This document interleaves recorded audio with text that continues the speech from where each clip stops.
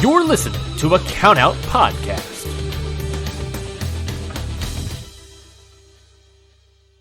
Hey everybody, thank you so much for listening to this Countout Network podcast. Before we get to it, I want to talk about our new Patreon that we have started. It is on patreon.com/countoutpod.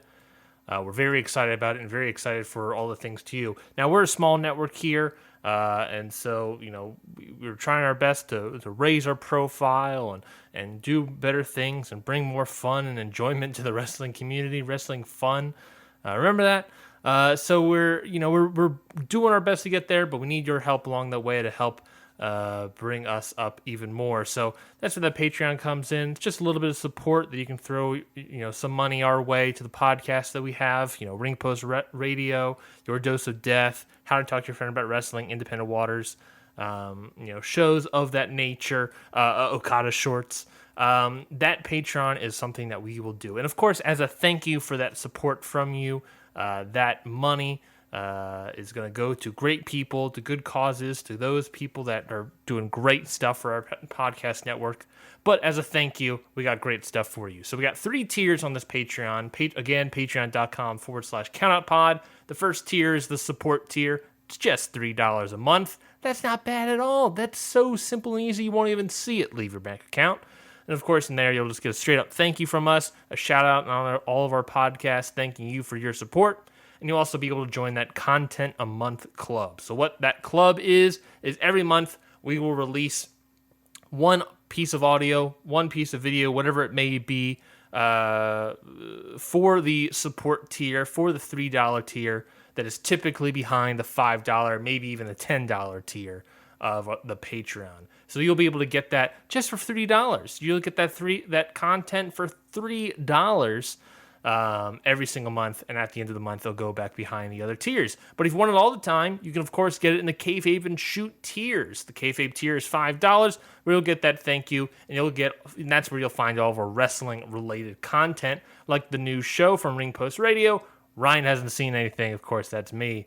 It's the show where I embarrass myself by admitting to the world matches that I had never seen, and me and Scotty Edwards from Ring Post Radio watch it along with you. Again, that's Ryan hasn't seen anything. And in that tier as well, you get the old content from the old network membership, along with special Discord access as well.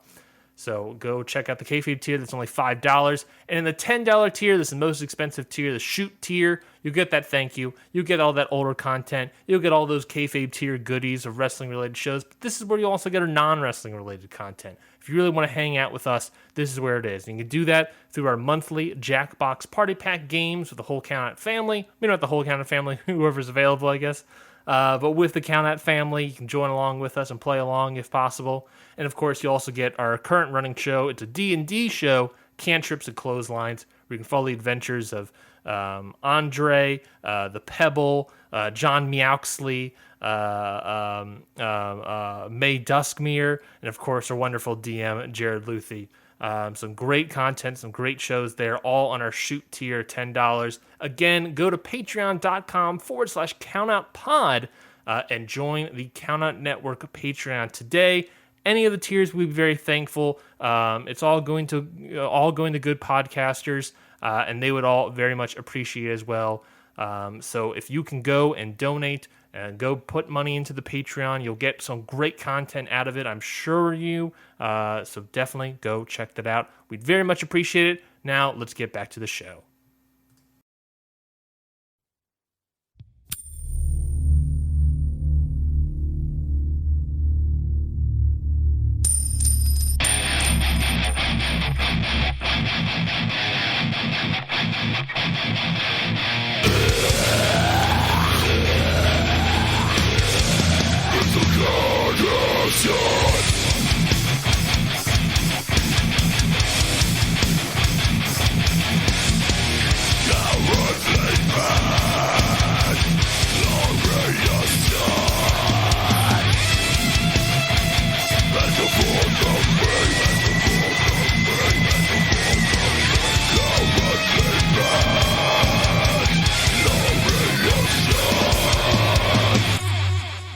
That's right, glorious shorts.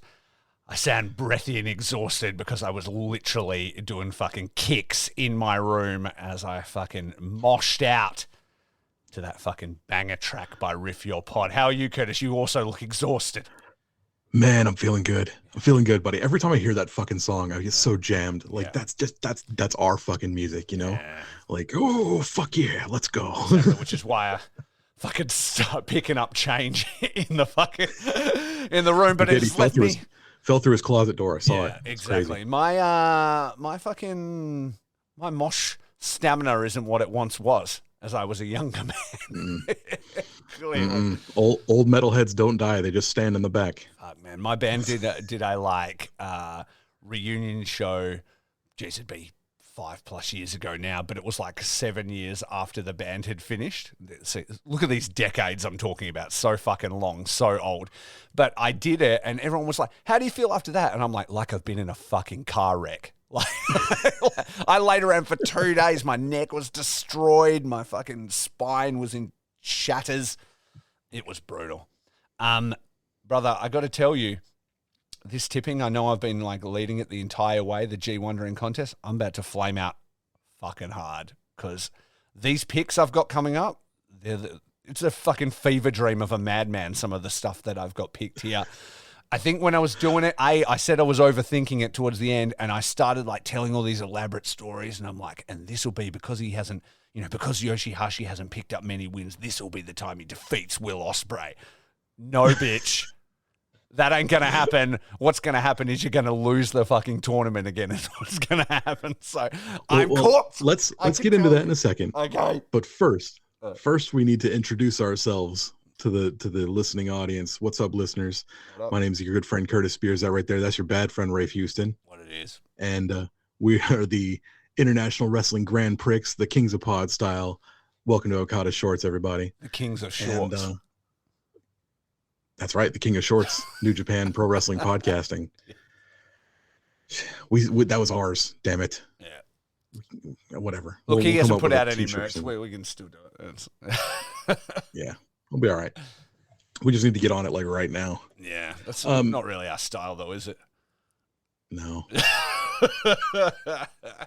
Procrastination. I can't draw. More our style. Nah, exactly. It's my best friend's a tattoo artist. He can draw. My wife's a tattoo artist. She can draw. I didn't even bother him.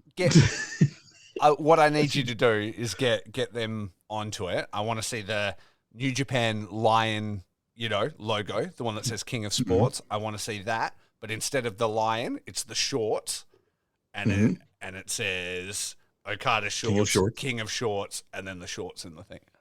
Get them on it. I love it. Yeah. I'll make her do it. It's my birthday coming up soon. I'll make her do it. Yeah, exactly. Come on. Let's go. Chop, chop. Yeah, chop, chop. Exactly. It's also my birthday coming up. So when's your birthday, Curtis? 11th of September. Oh. Yeah. There you go. When's your birthday? 18th of October. Okay, so you got a bit of time left. A little bit of time. My wife's birthday is the 7th of September. Oh, right on. So she and I get football starting for our birthday, and then you get hockey starting for your birthday. So good for you. Yeah, I don't watch hockey, the way it works. So that's a shame. But I do like football, so that works out, right? Sweet. Anyway, we've already derailed the show, so we don't really have a lot to talk about, seeing as how we cover every episode of or every G1 night in our things. That is true. In full transparency, where we're up to in G Wondering is that I am still due to drop my Night 15 review. Is that correct? Yes. Yeah. Haven't done it. Gonna do it today. But it will be released before this episode. So, we've tricked you. Yeah, exactly. Time travel. We're coming to you from the future. Yeah, exactly right. So that will happen. Curtis has just dropped his Night 14 review. I have not heard it yet. I'm sure it's amazing. And now we're just going to have a quick catch up. We just wanted to bro out. Really, we've just been hanging out for for an hour so far, just talking shit. But we're just going to maybe do a quick recap of where we're at. I don't think we need to get too bogged down on where we are. I think we more want to talk about where the tournament's going. So because we're about to head into like sort of the final week, into the semis, into the finals. So we were bandying about the idea of maybe doing like a best case, worst case scenario of who's still alive in the tournament and what those scenarios would look like. Also, did you watch Music City Mayhem? I did. Yes, we can talk about that too. Did we talk about it last time or no? It hadn't happened last time. Oh, that's right. It was on the 30th. It was the very end of the episode, and then we found out that Connors was injured, and we were like, "Cool." Everything continues to be miserable. Everything sucks. I think the show is actually really good. Yeah, I enjoyed it. I specifically was blown away by Blake Christian. He's someone who I've kind of like shooed a few times, just whatever, Blake Christian, and like him and Hiromu fucking threw down. Yeah, so that was great. It was really good. So we can talk about that in a little bit. Let's talk about how you're going to lose to me in the tipping. Well, we'll see. I didn't say I'd lose to you. I said I would lose. Those are two very different things. Because you fucking he was asshole. All right. He was mid-drink. You did a very brave thing with your tips. You tipped with your heart, which is never a good idea. Never a good idea. The current standings are myself on 40, Curtis on 33, Travis on 35, Amy on 37, Mo on 39. So Amy and Mo are breathing down my neck. And I have some, fever dream picks coming up. Like, so what have I got? I've got Kenta beating Hinare, likely. Yano beating Jeff Cobb. Don't know if I like the look of that anymore. The Pimp beating Shingo. Oh, no. Bro. Oh, thank fuck. I picked Ospreay to beat Yoshihashi. Fuck yes. Okay. That's not as bad as I thought it was. But then I picked Tai Chi to beat Jay White. In my mind, that one I did pick with my heart. I just wanted it so bad. I wanted like a challenge before the Tokyo Dome from Tai Chi or White Gear. We've talked about it, and I just wanted to manifest it. You put it out in the world. I can respect that, man. Yeah, I'm the only person that chose that pick. I think I'm pretty safe to say that I'm the only person that picked Yano and fucking Yujiro as well. And God, I hope there's some upsets coming. Otherwise, I'm in for a world of hurt. You picked Kenta to beat Hinare, Jeff Cobb to beat Yano, Shingo to beat the Pimp, Ospreay to beat Yoshihashi, and then Jay White to beat Tai Chi. And I feel like you're about to run the table on that one. That seems pretty safe. Yeah, exactly. That seems pretty safe. Like, I didn't pick anything, outlandish. I think my tips were bad mostly because I think I only picked Tanahashi to have like 2 points total or something this entire. Yeah.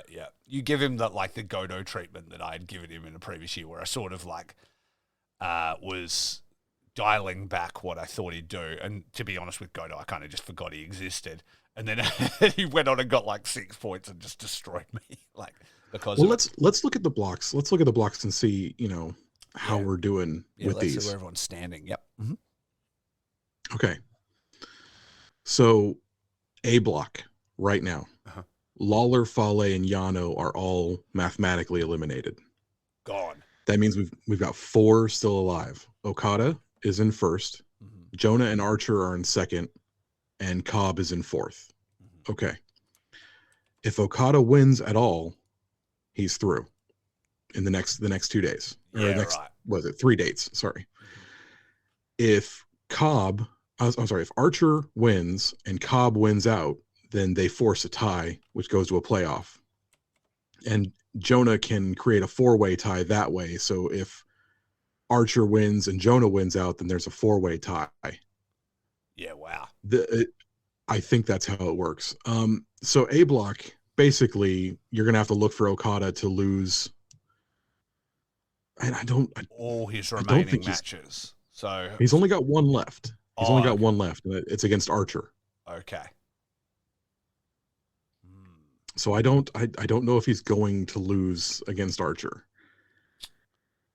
Do you think? How do you feel? Unless it's like, Archer's big spoiling moment at the end, which is not inconceivable. It's true. But I think probably Okada will go through. I think it's safe. I think it'll be rock solid Okada getting through. Yeah, it looks like it. I was kind of hoping that maybe we might have a shock Yeah, I in was that about to block, say, but- why do you do the tie then? Like with Jonah and Jeff Cobb, like, is that so you can say Jonah only just missed out, or is it so that Jonah can only just get through? That's a good question. I think they're going to have Okada win it clearly instead of a four-way match. Like they've been pumping up this idea of a play-in match for somebody. Uh-huh. And I want to be able to predict which block it's going to be, but I can't see which one it's going to be. It's definitely it's not going to be B block because that one's going to be cut and dry. Yeah. It could be this one. Uh-huh. It could be the D block because the D block is nuts. We'll get to that in a second. Yeah. But yeah, it looks like if Okada beats Archer at all, actually, if Okada even ties with Archer, then he wins. Yeah, because he would have more. Sorry, do you mean with Jonah? No, his next match is against Archer. Oh, yeah. So even if him and Lance got like counted out and they got 1 point each, it would be enough for Okada to win. Yeah. So he needs to lose to be knocked out. That's the only way. Yes. Yeah. So Cobb's got 2 matches left. He can have a max of 8 points. Yeah. So he can't. Archer and Jonah have 1 match left. They could have a max of 8 points. Okada has 1 match left. He could have a max of 10 points. So, how many matches has Jonah got left? 2. No, sorry, 1. He's got 1 left. So if Jonah won his and Okada lost, then Jonah would go through. Yes, because Jonah's got the tiebreaker. Yeah. Mm-hmm. Exactly right. Well, he's on actually, 7 points. Sorry, so it'd be a 4-way tie because Archer has the tiebreaker over Jonah. Oh. So Archer would have the tiebreaker over Okada and the tiebreaker over Jonah, but Jonah would have the tiebreaker over Okada. Why would Archer have the tiebreaker over him? Didn't they tie, or did he tie with? They tied. Yeah. Yes. Sorry, you're right. Oh, but no, they didn't. They didn't. It was a count out. Jonah lost. No, it was a double. Was it a double count? No, it was a regular count out. Oh, who'd he get his draw with? Cobb. No, he beat Cobb, didn't he? No, he had a tie with somebody. That's why he's on 7 points and Lance's. No, he's on 6 points. Oh, I'm reading our fucking point thing, which is different. Yes. Because it goes by 1. Yeah. He had a tie with someone, I could have sworn. No, he did not. All right, then. Either way. So I think it's probably pretty safe to say that Okada will get through. Would you say that's your best case scenario, or would you be into the idea of like Jonah gets through or something? Or can Jonah not because if Lance wins, then he has the tiebreaker? Yeah, the only way Jonah can get through is a 4-way tie. He would have to win out. Cobb would have to. Sorry. Yes. Cobb would have to win out his next 2 matches. Jonah would have to win his next match. Archer would have to win his match, and Okada would have to lose. That's the only way that Jonah could get into a play-in game. Right. And then that would be a 4-way tie, you're saying? Yes. And then they would have to have additional. How do they then sort that fucking mess out? 4-way match, probably. Yeah, okay. First pinfall to a finish. Yeah.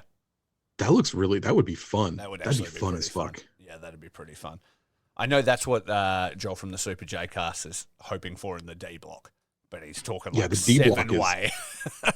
The D block's fucking insanity. 7-way. The 7-way in the D block is still an option at this point. Yeah, that's crazy. Fucking nuts. Okay, well let's look at the B block. Best case scenario is chaos. I think yes. Yeah. Okay. More chaos, more better. All right. Then. Like more chaos. What's the worst case scenario here? I mean, there kind of isn't one really. I kind of like everybody, and like there isn't a scenario where anybody that you wouldn't want to be there can now get there. You know, like it's not like you can see Yano suddenly come from behind and take the block. You know, I think it's pretty good. Like it's really either 4-way or Okada, right? Yeah. No, Archer could take it. Archer could take it. Because if Jonah doesn't win out, if Cobb doesn't win out, and Archer beats Okada, Archer takes the block. Okay. Yeah, cool. I wouldn't say Archer's worst case scenario, but I mean, he'd probably not be the one I would be most pumped about. And I love him, but I think when you put like an AEW wrestler into the finals, you know he's not going to win and go on to the Dome. So I think that would be worst case. Yeah, exactly. Because it does, unless there is actual chaos, it seems like that would be the only option where it would not be preferable, because you're gonna not be able to suspend that disbelief. Yeah, exactly. That said, though, if it did happen, I would love them doing it, because I would just like to see him in that position, and also it would be crazy and nobody would see it coming. You know what I mean? It'd be a crazy result, but then it wouldn't be like a crazy sort of prediction, because you'd be like, well, this is where it ends, unless it didn't, which would be crazy. So he just goes to the Dome and we just get shut the fuck up. So yeah, we're hoping for chaos with Archer, chaos with a 4-way tie, chaos with a Cobb Archer Okada tie, or chaos with Okada because he's in chaos. Yeah, well, yeah, exactly. And though like Okada is sort of the least predictable outcome, it's not one I'm mad about, because you're going to get amazing matches from Okada. So who cares? Yeah. Okay. Cool. Let's look at the B block here. Only 2 people can win the B block, because Ishii, Okan, Chase, Taichi, and Sonata have all been eliminated. It is straight up down to a one-on-one match.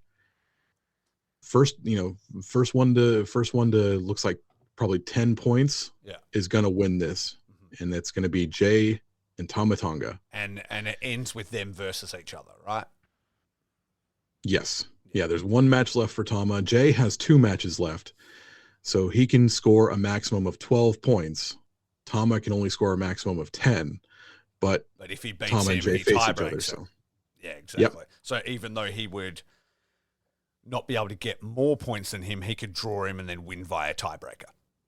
Yes. Yeah, okay. And so Jay White has Tai Chi between then. So I think it's probably pretty safe to say to like ramp up that tension that Tai Chi is going to go down, and then Tama will probably still lose and Jay White will take the block, but it will have that kind of tension, like Tama, like everything's on the line for Tama, not only G1 but also vengeance and also spoiling Jay's block. What if Jay loses to Taichi and Jay's fighting like a wounded animal against Tama Tonga? That's interesting. Because he has to get the points. He has to get the points to win. He can't just rely on having more points than Tama Tonga. He has to beat Tama Tonga. That I don't hate that at all, because it just would add even more tension, which would be really cool, and I think probably more interesting, to be fair. Yeah, that would be really interesting. Plus, you get your Tai Chi tip, which is going to be the one that's going to put you over. Yeah. How about this scenario? So that happens. Jay's a wounded dog. Bullet Club are like sniffing around, like maybe this guy's a little bit weaker than we like. Maybe he's not the dog we want to back in this fight. And it all comes down to him fighting wounded at the end. And essentially, Bullet Club turning on him, backing Tama again, so he gets knocked out of the G1 and he's waiting at Wrestle Kingdom for his X faction and everything to come for him. So now you've ended up with your sympathetic babyface, Jay White. Everything has gone against him, kind of thing. I like it. I don't see it happening. I think it's where the story's going to go, but I don't think it would happen that fast. Yeah, it seems like that would be a bit. They haven't planted enough seeds yet, yeah, I think. But I think those are the kind of chinks that we're going to start to see in that relationship. I like it. I like it. Is that your best case scenario? Yeah. I think my best case scenario is him losing to Tai Chi and then fighting for his life. Probably beating Tama Tonga and winning the block, but starting to see like that character development and sort of changes. You know, like when Chase was sort of almost going to beat him and Gato stopped carrying on and was just like standing there just watching. Like, Yeah. More of those kind of moments, you know. What's your worst case scenario? Can Sonata still win? No. No. I think for me the worst case scenario is just Jay just raffle stomping Tai Chi and going straight through Tama Tonga and winning. Like at this point, sweeping the block might be the worst case scenario. Yeah. With the way they've put it out. Yeah, I think so. I just need him to have a little bit of adversity between. Now, I have no problem with him winning the whole thing. But yeah, you want to see him go through it a bit. And it's funny because I was so rooting for Jay to just sweep his block and be the first person to like sweep the block and go on to the finals and stuff. But I think at this point that might be the it's kind of there's no adversity, there's no story. Yeah, exactly. So we will see how it goes. And I have some questions about like who wins the G1 and everything, but we'll save that until we've run through all the blocks and we talk about the semis. So cool. Well, let's look at the C block. The C block is going to be a ton of fun. Right now, Evil, Kenta, and Hinare are all eliminated. You've got ZSJ with one match left. He's on 8 points and can get a maximum of 10. You've got Goto, Tanahashi, and Naito with one match left. Each they can have a maximum of 8 points. So a ZSJ win or a draw gives him the block. Tana must win. Hold on, here we go. Tana must win and have Goto beat Evil and Naito to beat Zack for him to win. Goto must win and have Kenta. Wait, hold on. Okay, Goto must win, have Kenta beat Tana and Naito beat Zack for Goto to win the block. Naito must win and have Goto and Tana lose, or Tana, Goto, and Naito win in a four-way tie will mean either Goto, who has 2 tie breaks, wins with Tanahashi pinning, or fuck it, I don't know. Look, Naito's going to win. Naito's going to beat ZSJ and be the winner. God, I hope not. Like I at this point, I think it would be best for the Naito fans to be kicked in the dick one more time. And I'm one of them. But I think it would be, everyone says like, oh, this is Naito's going to finally get back to Wrestle Kingdom this year and win the belt again. And he's going to finish the Dehapon. And like, I want New Japan to get off on being withholding one more time. And I want them to be like, do you like that? Do you like that? You like seeing Naito win? You're like, too bad. Just fucking snatch it away from us. When I look at this, the simplest, easiest way, I think you see Tanahashi lose, you see Goto lose, and then you see Naito win, and then that cleans it all up. But is that the best case scenario? No, but that's what will happen. Well, we're looking at the best case scenario. Yeah, it's also not the best case scenario for my tips because I've tipped Tanahashi to win, Goto to win, and Naito to win. So I don't think that is going to work out well for me in any way. No, I mean, best case scenario, I've laid it out. Tanahashi somehow fucking ekes through would be my way. And you know what? I don't even hate nobody's heard Night 15 yet and my take on it, but they will after this, so I won't go into it too much. Well, they will have heard it before this, but I had a lot of like positive things to say about Goto after his match with Tanahashi. Jesus, it's really hard to be going back in time after we do this, but I think they showed a lot of. I was left after that match going, if they got behind this man and like did this, what they just did with him and Tanahashi, I was like, he could be a force in New Japan. They're not going to, but he has that star quality, and I saw it then. You know what I mean? People talk about him winning the G1 in the past and stuff, but that was before I was a fan. So I've never really seen it. He's always just been sort of like gatekeeper Goto. And I saw that and I was like, yo, this was pretty good. This was the only match I've cared about of Goto since like Wrestle Kingdom when he versus Suzuki, you know, and was getting hung in the corner and beat Suzuki, so he had to shave his head and all that. Yeah, Goto's got it, man, but like he can when he is let loose, he's fucking badass. Like one of my favorite matches that I've seen from New Japan in the last few years was Evil and Shingo versus Goto and Ishii at what fucking show was it? Oh, New Year's Revolution. New Year's Revolution. Fucking New Year's Dash. New Year's Dash 2020. Great fucking match. Great match. You know, and their Liger retirement show. Fucking fantastic match because Goto was fucking laying it in. It was so great to see because, you know, Ishii always lays it in. Shingo always lays it in. Evil, when he wants to, can lay it in. And all four of them were just showing out. And it was so cool to see Goto be a fucking monster. And it would be cool to see him do that again. But yeah, I don't think I want Goto to win the block. I mean, he could. It would be nice. He wants to win the block for his kid and all those things like that. But I think at the cost of ZSJ, at the cost of Tanahashi, and at the cost of Naito winning, not interested. You wouldn't want it, exactly.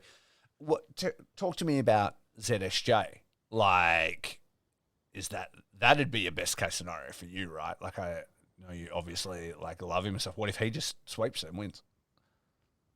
I think if you get ZSJ into ZSJ, 2-time New Japan Cup winner, right? ZSJ angling for a match with Danielson. You know, if he can show again, I'm the best technical wrestler in the world. Look at me, I just won my block, that sort of thing. Then he can angle for that match with Danielson at Wrestle Kingdom. Even if he doesn't make it to the finals, even if he loses out in the block finals, that could be cool. Also, we could get like ZSJ versus Okada if he does go to the finals. That could be cool. We could get a rematch of that. That was a great match. Who's in the Jay in the B block? You know, if he beats Okada in the finals and moves, or in the semis and moves on to the finals, we could have ZSJ and Jay. That's a match we don't get very often. Could be a lot of fun. Yeah, I think there's a lot of stuff for ZSJ to do. And then like you look at ZSJ versus whoever fucking comes out of the D block, you know, and we'll talk about that in a second, but I think there's a lot of juicy matches for ZSJ in the D block as well in the semis.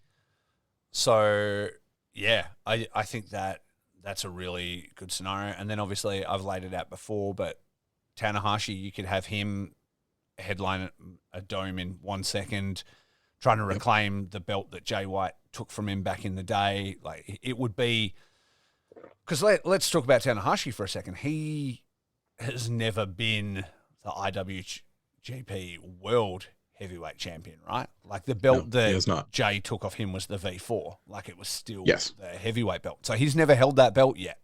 You've only got so many years left on Tanahashi. They're going to want to put that like feather in his cap at some point. You know what I mean? Before he retires. Has that time passed him by? That's the thing. Like, it hasn't passed him by, man. He's been killing this tournament. He really has. He's had so many great shows. And he's headlined like so many of the night, and he drags Goto kicking and screaming to like a career-defining banger. Like, Goto, that blood pouring out his mouth and stuff because Tana's just been beating him like an absolute prick the entire time. Like, yeah, he's still so fucking good, man. Like, you could, and he would be a dark horse because everybody's like looking over at Naito, and then so you go, how does that actually look? Tanahashi would have to beat Kenta. Goto would need to lose to Evil, and then did Tanahashi beat Naito or ZSJ or both? He beat Naito, yeah. Did he did beat ZSJ as well, yes. So he could win. Yes. There's a very real scenario where he could win the whole block. So Yeah, Naito if would Tana need wins, to win, right? So Naito would need to Goto. If Tana wins, Goto beats Evil, and Naito beats Zack, then they're all on 8 points, but Tanahashi has the tiebreakers over all of them. Yeah, exactly right. So, yeah, Naito wins, Goto loses, Tanahashi goes through. Yes. That is hot. I love it. And that is my best case scenario, my friend. That's a pretty good best case. I think I always get you. Like, you're like, oh, yeah, we're going to do stuff. And then I start on what about Tanahashi? And you're like, it would be pretty fucking cool. it's your love. I feel the love like radiating Love through and the power energy. of the internet. Yeah, exactly. Yeah. Can you believe? Love and energy. I've talked about it before, but can you believe that I was in the dome when Tanahashi won a world title? Like, that's fucking crazy. Like, and at the time, man. like, I knew it was a big deal, but I was such like a Kenny dude, and that Wrestle Kingdom kind of sucked so bad because everybody knew the Elite were leaving, and then they just all lost one after the other. You know what I mean? And everybody knew they were going to lose, so it was kind of like not really predictable. And I was kind of hoping that they'd maybe have Kenny win, shock everybody, and then maybe drop it at, you know, the next night or New Year's Dash or something like that. Like, just do something else. But it was just like stomp out the Elite on their way out. And I was such a big fan that though I was very excited and it was awesome to see, me now in that moment, like, would have had a very different reaction. And don't get me wrong, I was cheering and jumping around and having a good time, but it wouldn't have radiated through my heart quite like it would now. Yeah, I can understand that. I mean, so I too have seen Tanahashi win a belt. It was the Rev Pro British Heavyweight title that he beat Zack for. Still sick. And then dropped it back to him like a week later. Yeah. But but no, it counts. I love seeing Tanahashi succeed. He's just, there's no one quite as good as Tanahashi. Like, he's so greatness. Lovable, man. Like, he has a connection like nobody else. The dude, he's greatness, man. Like, that's all there is to it. I love him. Yeah, I love him too. So we agree. Best case scenario is Tanahashi winning the block. Sure. Got there God again. Damn it. All right. D block. Take me through this fucking shit show. Because this is fucking ridiculous. Also, D block. Yeah, you go. Yeah, you go. Finley and Yujiro are leading the block. He can never be in a G1 again after this. Like, he needs to not. I said it in the night 14. Like, dude, the mind is willing, but the body ain't able, you know? I can see he's trying. I can see he's trying, and God bless him for it. But man, like, this is the G1. Yeah. Like, you could have somebody else come in and take that pin. Like, I understand you're paying him. You're paying him anyway. You know, it's basically a free entrant into the G1 at that stage. Like, but yeah. And we need a pin eater in every block. He hasn't been a pin eater though. He's not taking a lot of fucking pins, is he? All the others are the pin eaters. He's the one fucking winning it. I can't believe it. Anyway, so there's a maximum of 8 points there. Yeah. Finley and Yujiro have one match left. They can get to a maximum of 8 points. Shingo, Ospreay. Hold on. No, wait a minute. This is wrong. Who am I missing in the D block? Juice, ELP, Shingo, Ospreay, Yujiro, Finley, and Yoshihashi. There it is. Yes, because I wrote down Shingo, Ospreay, and Yujiro. Yeah. Derp. Shingo, Ospreay, and Yoshihashi, 4 points. They have four matches total, so 2 matches left.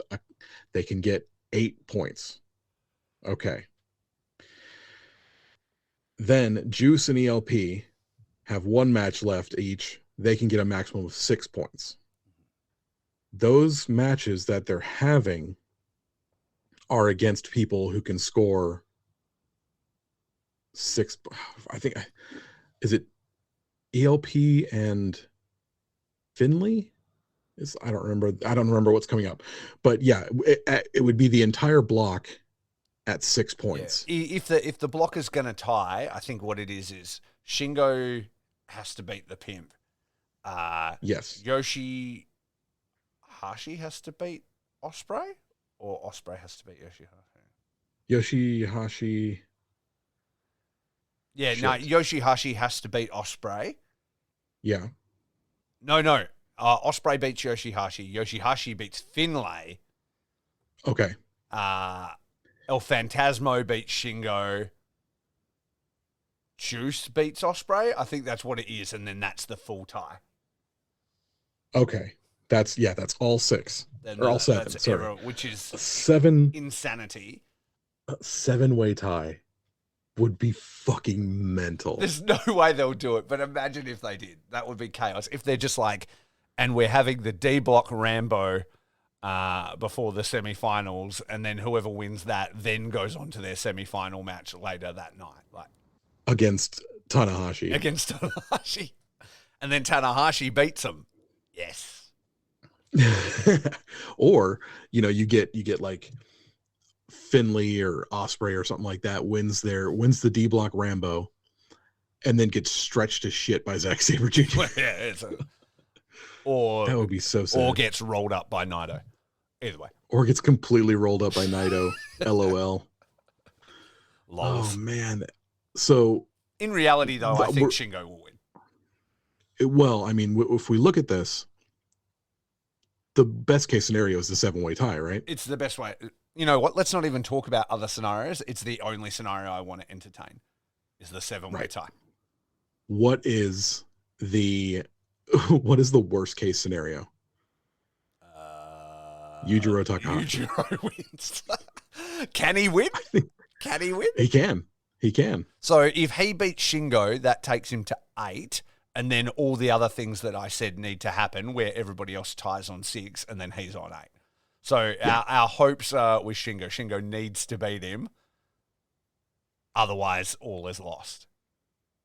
Well, Basically. not all is lost, but You know there's a what's funny? real scenario where he could win it, which is terrifying. I think our worst case scenario was Yujiro winning in the first episode. we said it was our worst case scenario. It was. Oh, that'd be so bad. Then he gets into a match with Naito and just like cracks him over the head with the cane, and then he's in the finals. Oh god. Oh no. And then it's House of Torture versus Bullet Club. It's Yujiro versus Jay. And then they're doing like all the dumb stuff, the finger poke of doom and everything like that. And then it's like, oh god, let's not do Or it. they're trying to do the finger poke of doom, but then Yujiro turns on Jay and no, because I'm giving a cool scenario where Bullet Club and House of Torture start the war. Yeah. And then suddenly Yujiro's the leader of Bullet Club. Oh god. Yeah, that's how we save it. That would be bad. Oh, that'd be so bad. Really bad. Do you think that the new Juice is a failure? No. You like the new Juice? I like the new Juice, yeah. And I think he's had to work with the constraints of the G1 maths, like in order for them to get places and stuff. But I think it's cool, man. Like, I think he's doing good heel work. I like his talking all through stuff. I like him begging off and, cowardly sort of apologizing when the babyface finally can turn on him and things like that. And I like his bullshit. Yeah. I think he's only just finding it now, but I think he's going to be good. Cool. I like it. I love that match with ELP, which was a fucking shit show, but it was so fun. I want Juice to be a bit more serious as a heel, and then maybe save the like antics for when he's like begging off, or when the face finally chases him down and gets him in a corner and stuff like that. I would like to see him be a little bit more serious when he's in control. Yeah. Now he could definitely do more of that. It's going to be interesting to see where it all ends up for him, though. Fuck, it was, man, I still laugh so much in that match with the ELP when after he pile drives him on the thing and he gets him back in the ring, and then like because the crowd is so silent, he's about to like power bomb ELP, and Kevin Kelly goes, "And the damage is done." The damage is done, Kevin. Exactly, it made me laugh so hard. The damage is done, good. Kevin. The damage is done. So good, because you can tell it's just an empty arena and you can hear everything the commentary is saying. That shocked the hell out of me because I've never really thought about that before. Yeah. How they can hear the commentary. That made me happy. Yeah, it would be so weird as well. Like, you're doing stuff and you can just hear somebody like talking about you. It would probably be annoying. Like, It would be distracting. It'd be distracting as hell. You're trying to tell the story and like someone at commentary, like you just hear like someone like Lance Archer at fucking commentary, say, "Oh, I could beat his ass." Like, hey, fuck you, bro. I thought Lance was quite good on commentary, actually. He's funny. A bit low, he's entertaining low in the mix. Like, I had to kind of crank it up to hear him, but I thought his insight and stuff was really good. So now we're in the semis, and we're looking at either let's do the best case. So we're looking at the 4-way tie, versus Jay White, and narrowly gotten through. Is Tama Tonga getting through a good case scenario for you, or no? Like, you prefer Jay through? Probably. I'd prefer Jay getting through, although I do love what Tama's doing. Mm-hmm. So, geez. 50-50 for me, man. Yeah. I think flash sale. RevPro's doing a flash sale on New Japan shirts. Oh. That just popped up in my it's a Zack Sabre shirt I already have. God damn it. Oh well. News flash sale. Breaking news. Exactly. I already have that shirt. God damn it. Focused on the podcast. I'm really focused on. I was like, New Japan, like it said like New Japan in the thing, and I was like, oh fuck, I better click on that right now. I thought we were gonna be able to break some actual fucking news here. Yeah, right. Oh well.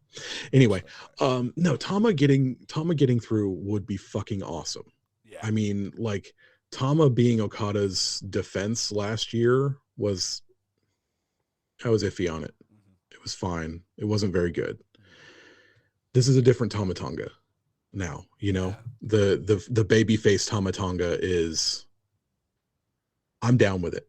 Like, and now that he's completely worked the iron fingers out of his system, he's completely turned his back. He's 100% face to the light. Yeah. Corazon, Técnico, I fucking love that shit, dude. Yeah. I'm in. Well, I mean, if he could beat Jay and get into the semis, he wouldn't need to then win the G1 in order to have a title match on the way to Wrestle Kingdom. So then you could have all the Bullet Club bullshit and the Good Brothers there and all that stuff and tell that story, which is obviously have Tama Tonga win the IWGP World Heavyweight title. On the road to Wrestle Kingdom. Yeah, on King of Pro Wrestling 2022. Yeah. I'm into it. I'm into it. Is that the best case scenario? I don't think it is the best case scenario, to be honest. I like Tama, but I'm not sure I need him in my main events. He's still got a bit of a way to go. Yeah, I would love to see him get a world title shot. Let's see what he can do against Jay. I think it'd be fun. I think it'd be cool. But yeah, so, and then if we had the 4-way shit show, Jonah getting through would be dope, man. I think Jonah would be really cool. I'm so into Jonah, man. Yeah. Like, I was jacked when they brought him into New Japan in San Jose, months ago. I was fucking amped when they started having him show up regularly on Strong. I was fucking amped when he was announced for the G1. I'm fucking amped to know that they are behind him as a monster. They're booking him like Bruiser Brody, where he never gets fucking pinned, and I'm down with it, dude. Jonah is my fucking dog. I'm so in. That's the leader of my boys stable right now. He's pumped. Fuck yeah, Jonah. Except for that time he got pinned by Yano. But we're not talking about that. No, he didn't. He got counted out. Oh, did he? Sick. Yeah. I thought he got rolled up for some reason. I have a poor memory. Got counted out. We have watched a lot of matches. We've watched a lot of matches. I'm thinking he's got tired. I'm thinking he's doing all kinds of stuff. If they were going to push that Jonah thing, then that's the scenario where Jay doesn't win. Because I don't think you're going to have Jonah and Jay versing each other. You know what I mean? Because then one of those sort of big titans has to fall, and I don't think they'd do it. I think if Tama could get through, then you could have Jonah through, and then he just gets minced, and then you've got Jonah in the finals. Jonah versus like Naito, or Jonah versus Tanahashi in the finals. Oh, Jonah versus Tanahashi, you say? Now you're speaking my language, sir. Yeah. Yeah. Okay, we're getting somewhere. But okay, so that's feeling pretty best case scenario. So Tama wins, big upset. Bullet Club vengeance. He gets through, knocks Jay out. Shows a bit of weakness in Jay. Another chink in the old armor. His Bullet Club bros are like, maybe this isn't the right fucking dude. Meanwhile, the 4-way happens. Jonah manages to mince through that and get the win. Okada then doesn't technically lose because he doesn't get pinned. Jonah just kills somebody else in that 4-way tie. They get through. Jonah versus Tama. Jonah fucking destroys him. It's just Squash City, basically. And then he's in the finals waiting for this next scenario. So over on the other side, we're looking at the 7-way fucking shit show and Tanahashi waiting for them. Who do you have escape the 7-way shit show in your best case scenario? Okay, so best case scenario, who would line up best with Tanahashi? Tanahashi and Shingo is very good. Mm-hmm. That would be a great match. Tanahashi and Will a couple of years ago in the G1 was fucking great. That really felt like a passing of the torch moment. Yeah. And I would like to see them follow up on that. So Tana and Will would be really good. We've already got a shock through with Tama Tonga, so we don't have to do another one with like a David Finlay. I think Shingo would be cool because then you like, if you're talking about your semifinals and booking it and all that kind of stuff, it means that you've got all these shocks on the other one, and then you've got that one match to headline it that would be huge. Shingo and Tana? Yeah. Because then you start the night with like the 7-way scramble and then the 4-way, and then you do like the, Jonah and Tama, and then you have like Tanahashi and Shingo headline it. Yeah, that sounds good, actually. And then you get that real work rate banger headliner from those two that only they could put on. And then we go to a finals of Jonah versus Tanahashi.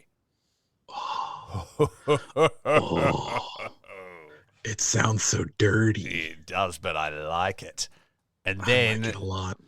And then does Tanahashi overcome the monster?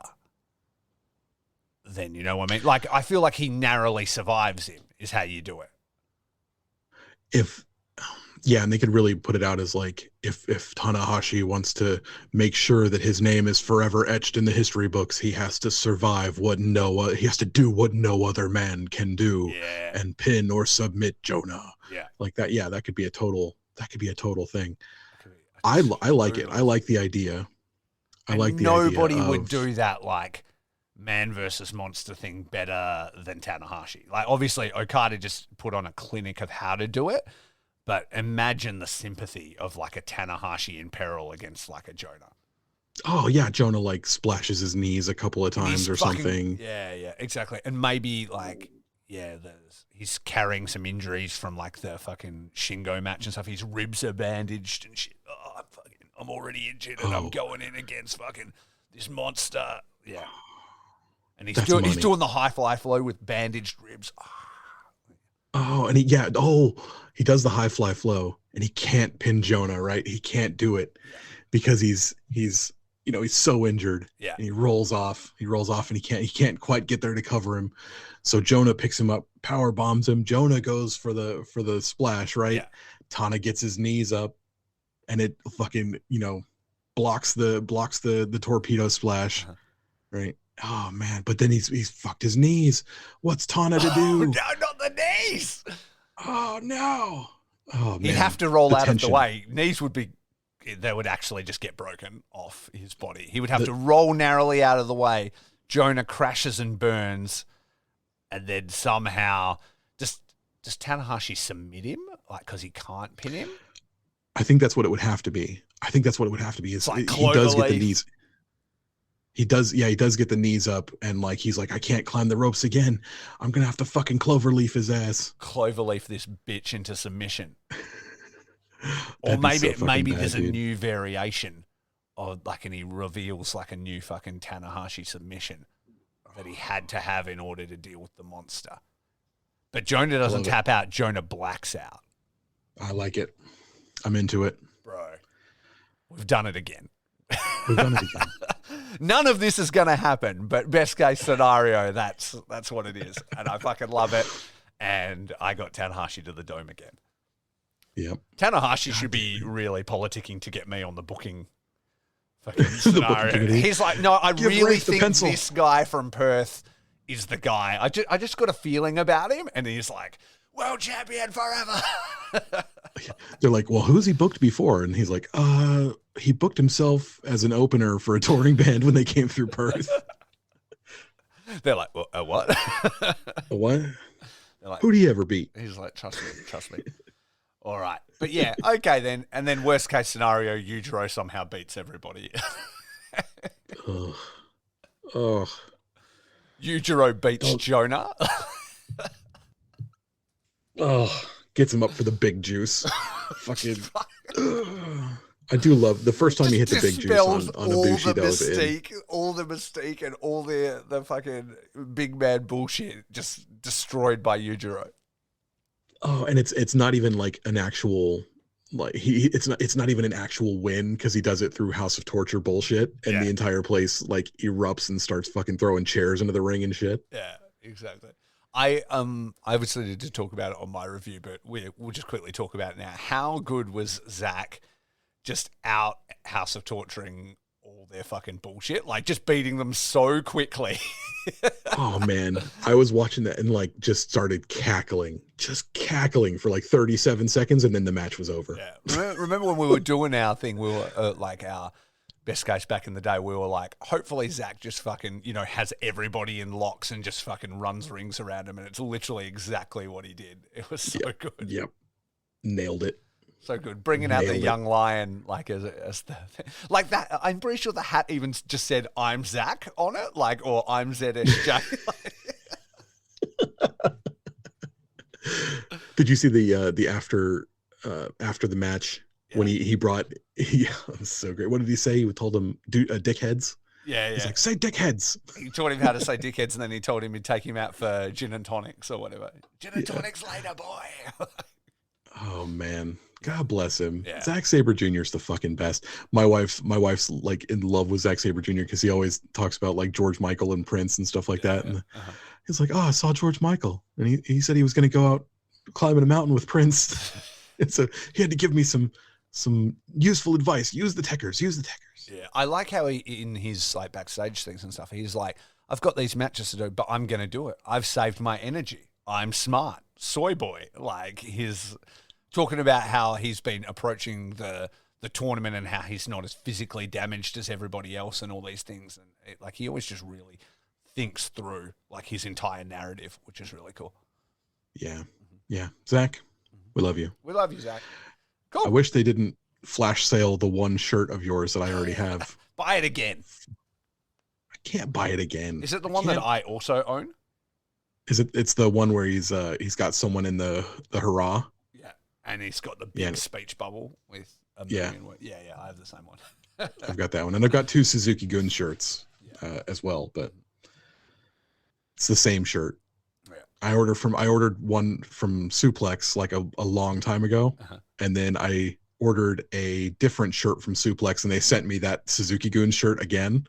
And when I contacted them, I was like, "Oh, I've already got this one." They were like, just keep it. We'll send you the right one." I was like, "Cool, two Suzuki Gun shirts." See, that's where you cut the sleeves off one, and then you've got both options. Oh, yeah, the gun show's on display right now.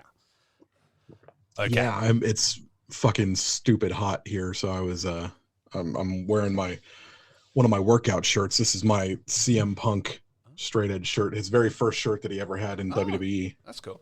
Yeah, that's cool.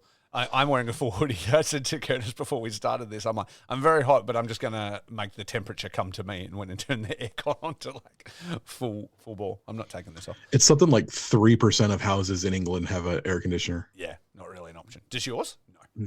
No. It's not mine. It's a shame. It's on 24/7 in this house. Anyway, so I think before we quickly just talk about Music City to wrap up, what's your overall feelings on the tournament, man? You had fun with it?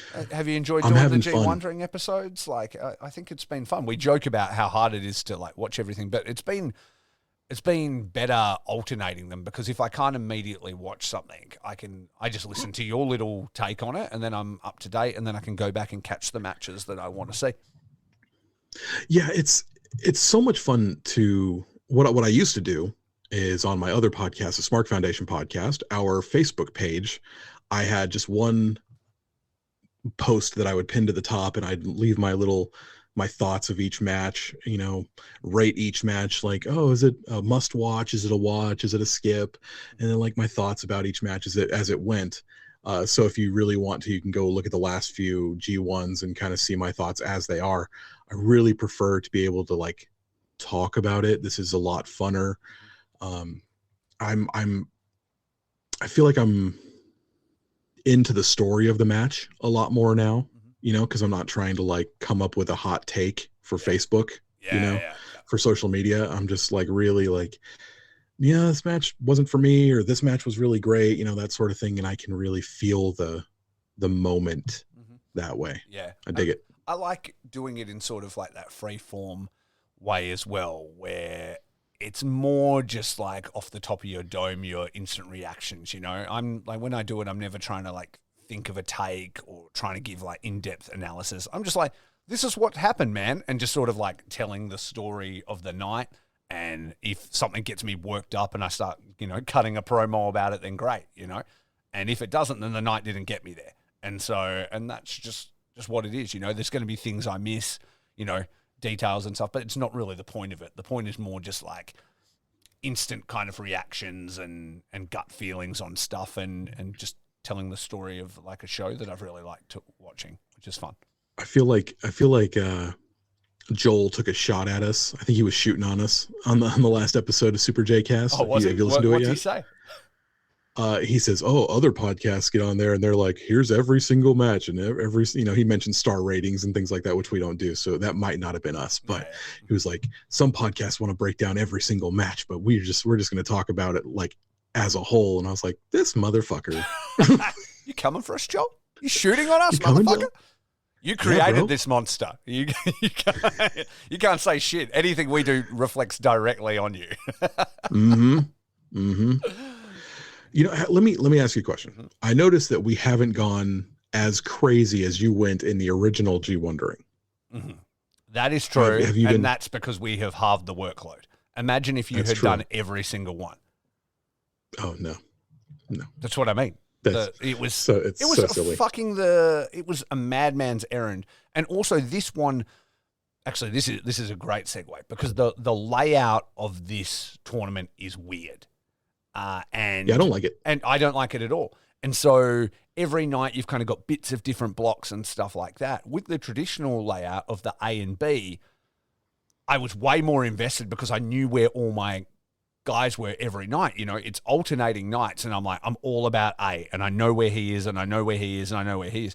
With this one, there's people who have finished and are knocked out, and then there's other people that they verse that still have 3 matches to go and stuff. And you're like, yeah, how has Yoshihashi still got 2 matches left to go? I feel like I've seen him wrestle 1,000 times, and then I feel like I've like never seen El Phantasmo wrestle. But besides, you know what I mean? Like that kind of thing.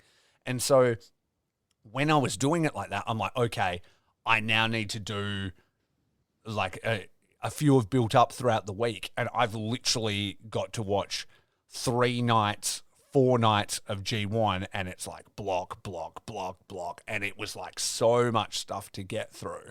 And I'm not really somebody that writes notes either. So I'm just like looking at the matches and just like talking about everything and like doing it in the middle of the night. I remember one night, like my wife went out and I literally recorded 4 different episodes in the same night, like just back to back to back, and then released them all immediately. Like, here's 4 episodes, motherfuckers, just like, like straight onto the smoke feed. Bomb. Yeah, exactly. Like, and so, no, I don't think we've gone as crazy because we have been able to halve the load, and that has been very grateful, because I don't think this year, in the way that my life has been, I could have even done it. I think I would have had to give up, or at least it would have been very far behind, I would spend my Fridays and I would do them all, and I'd sort of release them all at the end of the week or intersperse them throughout the week or something like that. It wouldn't have worked. This way, halving the load made it a lot more doable for sure. I believe it. I believe it. And I've been actually kind of biding my time. I'll watch a lot of wrestling during the week, but I'm trying to keep it separate, where I'm watching, when my wife comes home from work, she's tired and I've got dinner ready for her and I'm like, let's watch something together, and then when I'm on my own, I can watch wrestling or whatever it is. I'm trying to not overburden myself, because if you're just watching wrestling and going to work, that's that burnout, event fatigue, And So. I hate when I'm at the point where, oh man, I've got to get these nights watched, and then it's watch a match before work, watch 2 in my lunch break, watching it as soon as I get through and where it litters the entire day. What I've actually done for the last few blocks, and it's worked out way better for me, is that Amy normally gets up at 5 a.m. Her alarms start going off, and then I'll kind of snooze until about 6, and then I'll get up and I'll get her ready for work, and then she's out the door at 7. What I have done the last couple is when that alarm goes off at 5, boom, your boy pops out of fucking bed. He walks across the hall into this spare room that, has my podcasting studio and stuff. I open these big windows that you see behind me. The sun isn't up yet, but I can see out to where the sun does rise, and it's like the city in night. And I put on the G1, and I just I don't have my phone, and I just watch the matches. And it has been such a nice start to the day. I'm cool, I just rock through these 4 that happened yesterday night instead of trying to watch them live while I'm cooking dinner and talking to my wife and doing those things extra, and just absorb it. And then if I've got the time, I'll record it here at the studio, or like I did on my last episode, 13, I plugged a USB microphone into my Surface tablet and recorded it in the warehouse at work before anybody got to work. I was in there. I had dropped off Amy early and I was recording at 8 in the morning before all my stuff started rolling in at 8:45. Just did a quick episode in a rainy warehouse. And that was super fun, doing it on location, just having a yell in my work about wrestling was really cool. So I think we're hitting a better balance with it, and that is helping us not be insane as well. I love the way it, for me, it comes on in the morning. And that's awesome for me because I'll get home I work a night job, so I'll get home and I'll just sit down on the couch and boom, starting. That's great. Look, here's Young Lions. That's fucking cool. awesome. That is really cool. Yeah. I would like to have a little bit more time where I could watch the undercard and stuff, because I do like those matches and stuff, but I've really just got to keep it to a minimum. Our time, we were only an hour behind Japan, so it works out sweet when there's stuff you really want to see, when you can get home from work and it's turning on at 6 p.m. kind of thing, and you can just watch it live. That's best case scenario, or you finish work and then, the friends are already there and there's a couple of cold beers going and you walk in, you're like, we're watching it live into the New Japan tracksuits. And, yep. and live the dream and pretend you're there. But yeah, you gotta find time to watch other stuff in between. And I've been watching. I watched a bunch of series recently, because I think my brain medicine's messing with my sleep schedule. So the other night I stayed up and I watched the entire series Paper Girls, which is based on a Brian K. Vaughan comic. Okay. You ever heard of it? No. Yeah. So it's currently on Prime in the UK. Okay. I know you're not in the UK. No. But do you know how you could be in the UK? Plane ticket? Plane ticket is a good way to do it. Swimming? You know what's a cheaper option? Swimming's cheaper. a cheaper, well, you wouldn't get eaten by sharks this way with NordVPN. NordVPN! I forgot about it. Yes. Yeah. Don't they support us in some way? You could just get straight onto English Amazon Prime and watch the entire series Paper Girls. It's a great 8-episode series. I had a ton of fun watching. It's based on a comic book that I absolutely fucking love.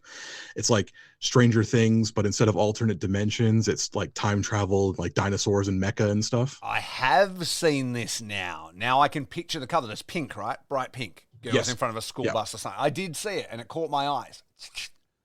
Yeah, exactly. You should definitely watch it. So I suggest that if you guys want to watch, how do I sign up? I forget how to do it. I know that they give you you can choose bundles to suit your security level.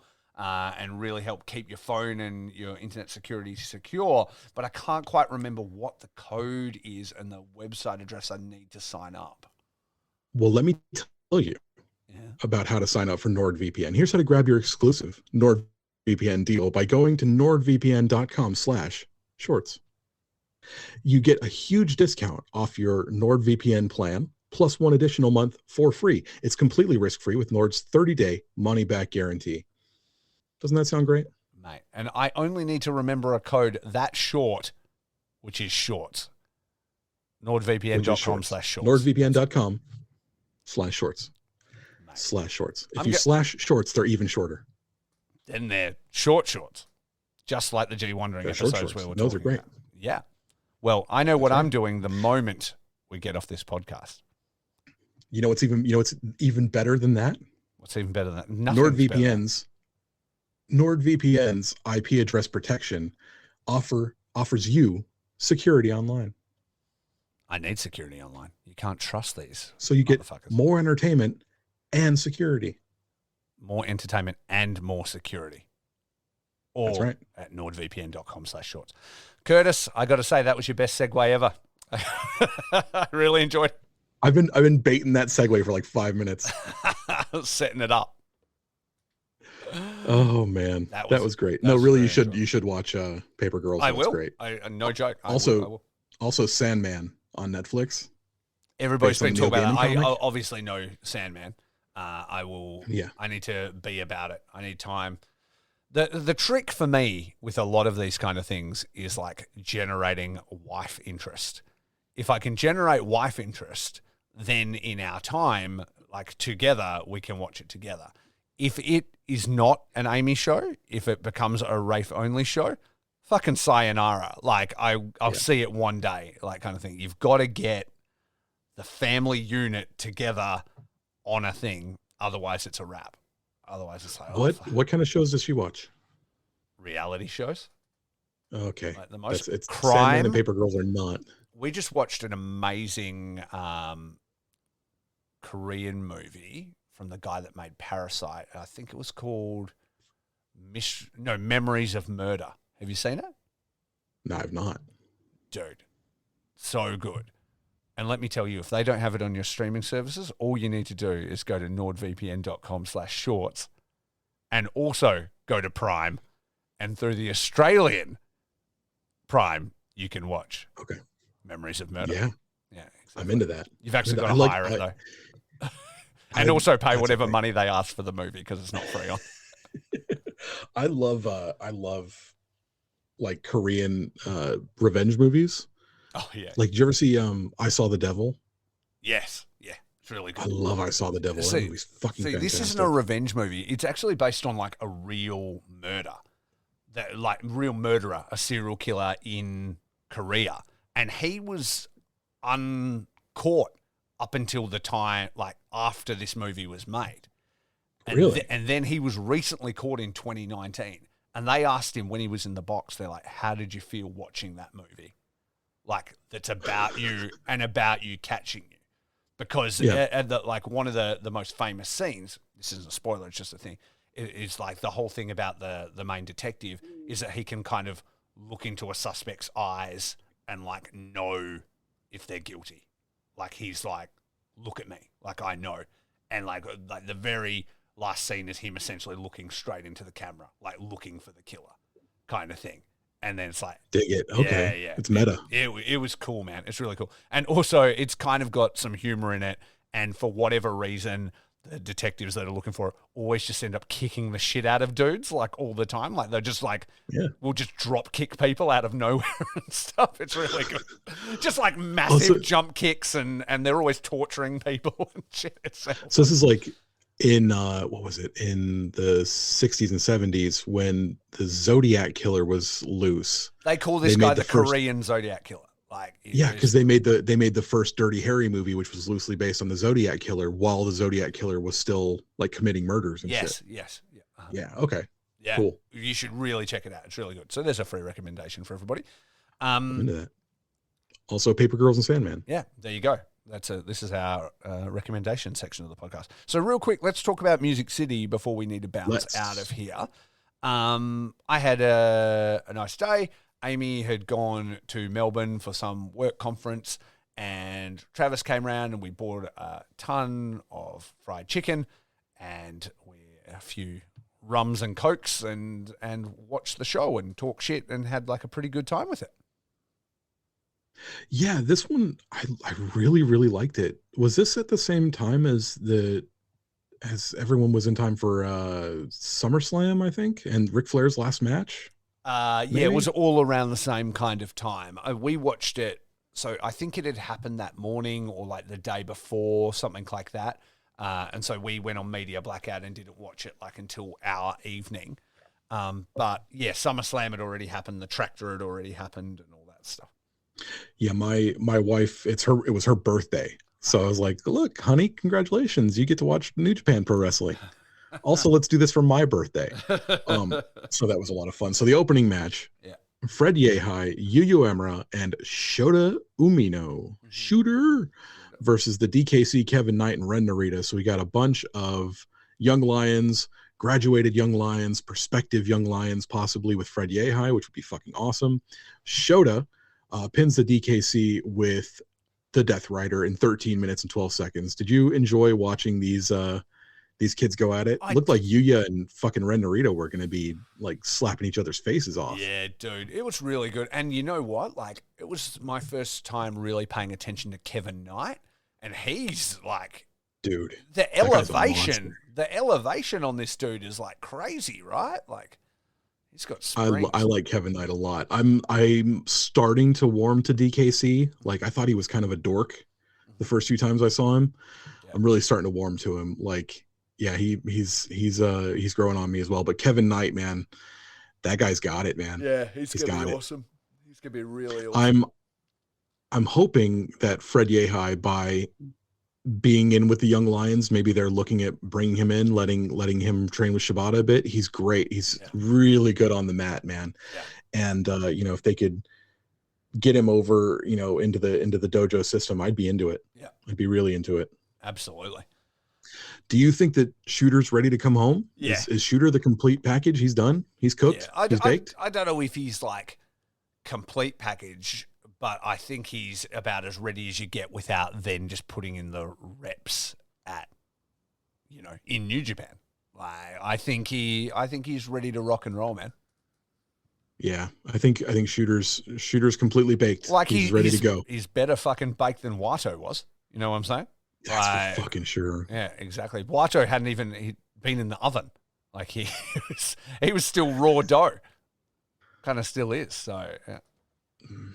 He's getting there. Yeah, he'll get there eventually. I think with the right presentation, the right video, the right story, and stuff like that, absolutely. Let's get him going. Yeah, for sure. Next up was the MLW National Openweight Championship match. Rocky Romero versus Davey Richards. Davey Richards rolls up Romero in 11 minutes and 29 seconds to retain the MLW National Openweight Championship. I really like seeing an MLW title being defended on a New Japan show. MLW is it's a cool little fed. I like a lot of the dudes there. That's where the first place I saw Tom Lawler when he started wrestling. It's the first place I saw Jacob Fatu, like contra unit, about that life. I like it a lot. So more MLW for me is good. Yep, absolutely. Let's talk about my boy Cruel, Mads Kruger, doing some strong stuff. That would be sick. They would love him in Japan. Imagine Cruel in fucking Korakuen Hall. Oh, God. They'd be running from him. He's been announced for Australia. He's been announced for Australia. He's coming to the tour in October that I'm going to. And I cannot be more excited. Get him to do a live shot, like for Faces and Feels.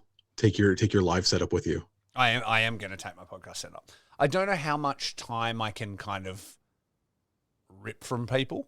You know what I mean? Like, while they're on the other side of the world, sort of traveling and doing stuff. But I have talked to a couple of the guys, and we are going to do stuff. So.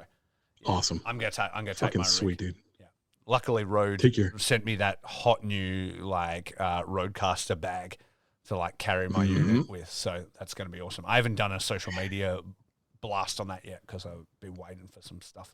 So, but yeah, that's going I to be dig hot. it. I'm very excited to do it. And I've got time too, because when we're over there, the shows happen, and then Amy and her friend have like work conference for like 3 days. So I'm just going to be hanging out in Melbourne like solo. So I'll probably just be drinking with Joel Bateman, I imagine. But when we're not doing that, maybe I can do something else. So Who else lives in Melbourne? Does anybody like? I mean, Melbourne's what, second biggest city in Australia? yeah, if not the biggest, yeah, exactly. It's right up there for sure. Cool. Yeah. Yeah, fucking Yeah. somebody's going to be over there willing to take you out on the town. I'm sure of it. Oh, surely. I hopefully. I mean, if not, I'm very capable of entertaining myself. But yeah, there'll be plenty to do, and I know, like, all those guys. You know what I mean? Like that are coming over for it. There's going to be lots of my friends from the USA going to be there, so I'm sure I'll be able to schedule people in, as well as my friends from DMDU and things like that. So I don't. Yeah, I'll try and Dig get it. some interviews in the bank and some different stuff like that. So it'll be cool. But yeah, anyway, about this match, I didn't super care. I think it's really cool that they did an MLW title. You'd have to think that relationship is probably due to Tom Lawler. You know, he was a very big part of MLW, so he's obviously breaking down bridges and making that happen. I don't particularly care about Davey Richards. Oh man, I love Davey Richards. I was a huge fan of the Wolves. Yeah, exactly. I think I'm probably a little bit tainted because I missed all that, and then you hear all the rumors about him just being a dickhead. And so it makes me not really like give a fuck about him. But I thought the match was fine. I didn't actually catch the end of it because the chicken arrived, and I had to go get it. Oh. And Travis was like, they hugged and it was all fine. And I went, okay, cool. Yep. So the next match, the Strong Openweight Championship, Fred Rosser defeats Big Damo, the Beast from Belfast, in 13 minutes and 1 second with an Emerald Flosion. Big shout out to Misawa there, so that's pretty cool. What do you think of Fred Rosser as champion on Strong? I like it. I think he, after all the rivalry and stuff that him and Tom had, it sort of had to be him, right? Like after doing all that stuff and overcoming everything. Are you seeing a long run for Rosser or what? I was thinking about that today. I was rewatching the show. I was just chilling out. Like I had some time in between recording with the Smark Foundation before my wife got home, and I was like, I'm gonna rewatch Music City. And I was thinking about that. I was like, well, they're talking about it was like 370 days that Lawler was Strong Openweight Championship. Strong Openweight Champion. He had like 9 or 10 defenses. I was like, is it better to have a babyface chasing the belt, you know, than to have them actually holding it for a long time? Yeah. And I don't see Rosser going heel anytime soon. He's like a very likable dude. He's got a very cool story, and it's nice to see him win.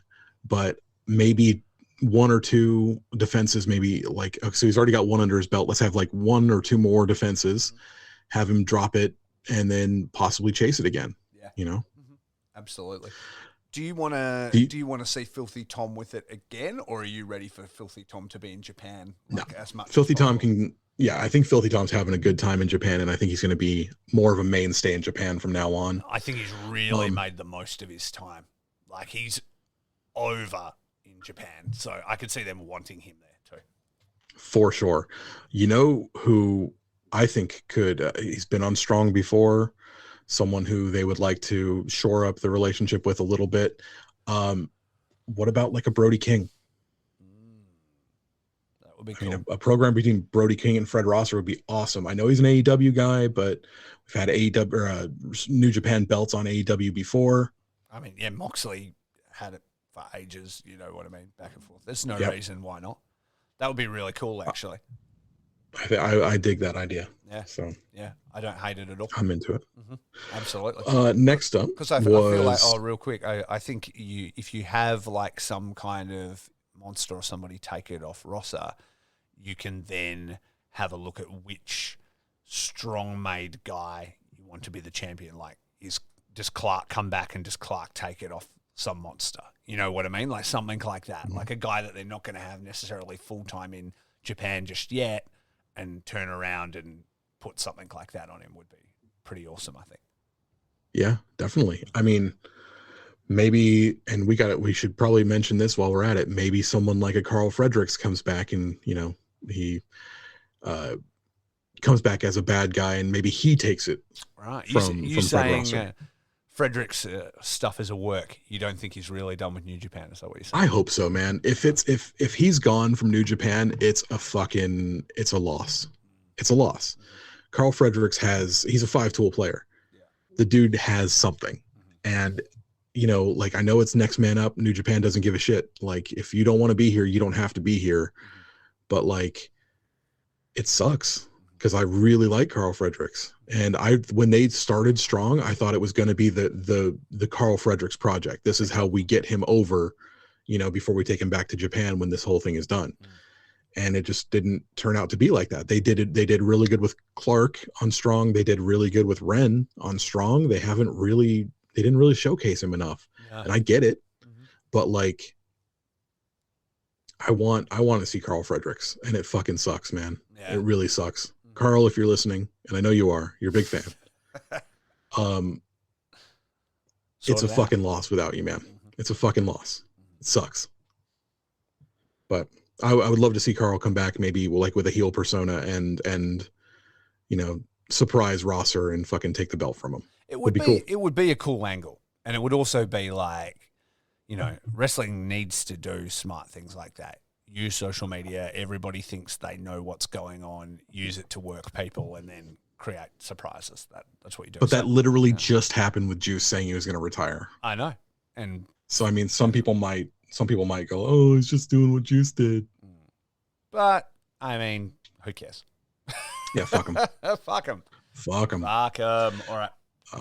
Next match, Hiromu Takahashi versus Blake Christian. 13 minutes and 59 seconds. Hiromu goes over with a time bomb 2. I loved it. I think this was probably my match of the night. Pretty impressive. I was really impressed with Blake Christian. I kind of hand waved him before, but yeah, this was a lot of fun. It was, man. It was really cool. They got cooking and never really stopped. I think if he's still available, you could see Blake Christian being best of the Super Juniors next year, for sure. He was in the Super J Cup last time they had it with that ELP one. Oh, really? And that's where I saw him before, and I was like, I don't know about this guy. He's got goofy hair and stuff like that. And then like today, watching it again, I was like, you know what? No, he's fucking good. He's really good. He's one of those guys who, unfortunately, no matter what the hairstyle, it's a little bit goofy. Yeah, those fucking redheads, huh? Yeah, I know. We fucking suck. My hair's been particularly annoying lately. So it's getting long and unmanageable. Next up was probably my other favorite match of the night, which was FTR and Alex Zane, the sauce boss. What's up, Alex Zane? Versus Aussie Open and TJP. 14 minutes and 30 seconds. Kyle Fletcher pins Alex Zane with the Coriolis. Dude, this was fucking awesome. Like the feel of FTR in the New Japan ring was fucking it, dude. Like, it was really I was cool. in it. It was really cool. They're definitely leading to something with them.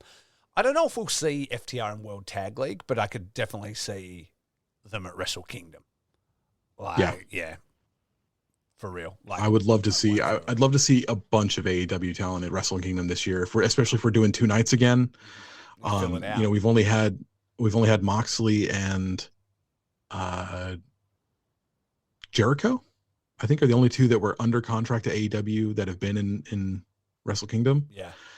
It would be nice to see like FTR and maybe Archer again, if he's, if he can work something from this G1 into a match at Wrestle Kingdom. There's plenty of dudes who I would love to see, and FTR is definitely near the top of that list. Alex Zane, how much love are they putting on fucking Alex Zane? Like, yeah, he lost this match, but when you look at the place that he's at in this company, he comes in for Best of Super Juniors. He gets super fucking over. He starts tweeting in Japanese, like he knows who he's talking to. They put him in Kushida's return match. Kushida, him, and Hiroshi Tanahashi. Now they've got this show in America, and I think he's from Kentucky, right? That's pretty close to Nashville. So he's in his home area against two of the, you know, I'd say the biggest new faction in New Japan. You've got, United Empire. It's this huge faction Absolutely. now. And he's teaming with FTR, who are fucking megastars. Yeah.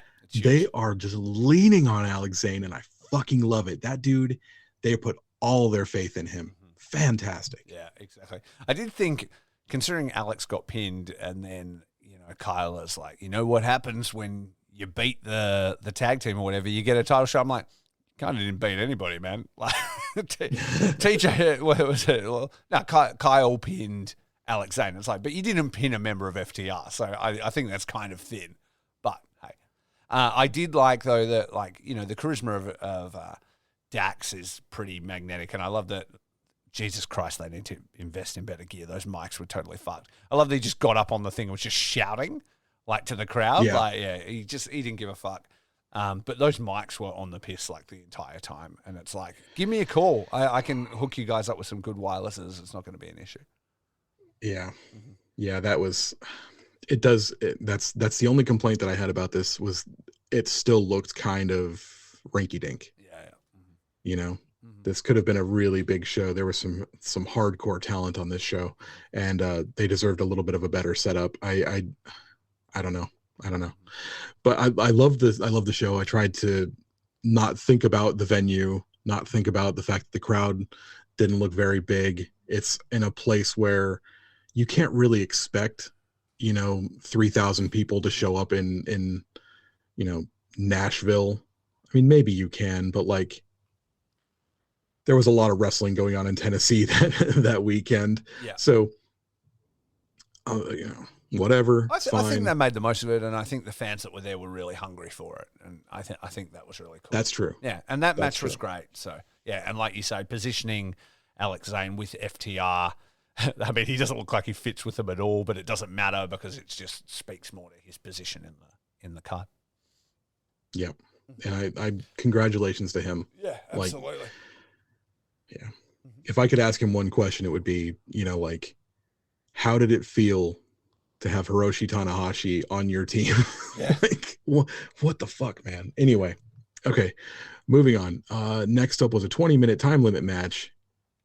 Kushida versus Alex Shelley. It goes to a time limit draw. This was fucking it, dude. Yeah, it was so good. It's very impressive, wasn't it? I love Alex Shelley, the baby bear. I love Alex Shelley. He's been since when I first started watching TNA back in 2003. Alex Shelley's always been there. I've always loved seeing him wherever he pops up, whether it's TNA, New Japan, the one match he did in WWE. I love the dude. Kushida's my fucking homeboy, and this was great. It was so good. They are such good friends that they know each other so well. And they were able to get a wrapped 20 minutes, an enraptured 20 minutes, an apt 20 minutes out of this crowd that, I'm sure they're used to watching. They're used to, it's an American audience is used to watching American wrestling for the most part. Yeah. So they don't usually get a 20-minute, draw classic between two dudes. So it was probably pretty cool for them to see. And I wish I could have seen it live. I think so. Do you think this time splitters stuff is like them just resetting back to that, and that we'll maybe see them together in New Japan? Or do you think this is just like a bit of nostalgia for now? Or do you think they're leading somewhere with it, like Kushida turns on Alex Shelley or something like that? I was thinking about that. I like the idea of them coming back for one last hurrah, maybe in a Super Junior Tag League or something like that. They need junior tag teams.